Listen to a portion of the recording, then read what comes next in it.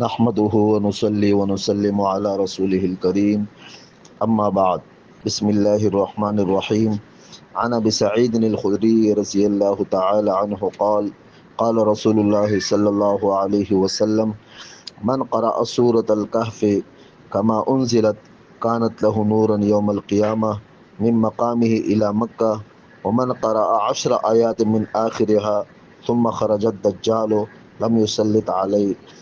رواہ مسلم والحاکم، صفحہ نمبر 564، جلد نمبر 1۔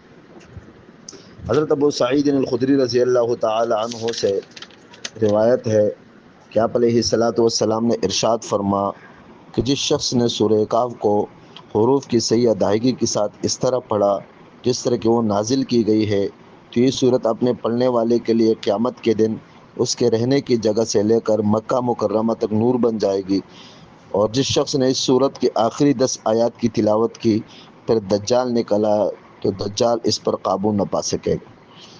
میرے عزیز دوستو، بھائیوں، سورہ کہف کی اللہ جل شانہ نے بڑی فضیلت رکھی ہے، خصوصاً جمعے والے دن، کہ جمعے کی رات کو، شب جمعہ کو، یعنی جمعرات اور جمعے کی درمیانی رات، اور یا جمعے کے دن غروب آفتاب تک، اس وقت میں جو سورہ کہف پڑھے گا تو اس کے لیے ایک نور ہوگا۔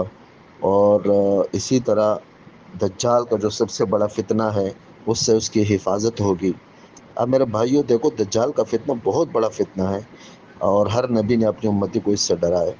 اگر ایک آدمی وہ سورہ کہف کے پڑھنے سے دجال کے فتنے سے محفوظ ہو جاتا ہے، تو جو اس سے چھوٹے فتنے ہیں، چاہے وہ مال کا فتنہ ہے، چاہے وہ جو بھی فتنہ ہے، تو اس سے انشاءاللہ العزیز زیادہ قوی امید ہے کہ وہ اس سے بچے گا۔ اس لیے جمعے والے دن یا جمعے کی رات کو یا جمعے کے دن کو سورہ کہف ضرور پڑھنے کا اہتمام کیا جائے۔ زیادہ سے زیادہ 10-15 منٹ کا عمل ہے، اور اگر یہ نہ ہو تو پھر اس کے جو شروع کے 10 آیات ہیں یا آخر کے 10 آیات ہیں وہ ضرور پڑھی جائے۔ اللہ مجھے بھی اور آپ سب کو عمل کرنے کی توفیق عطا فرمائے۔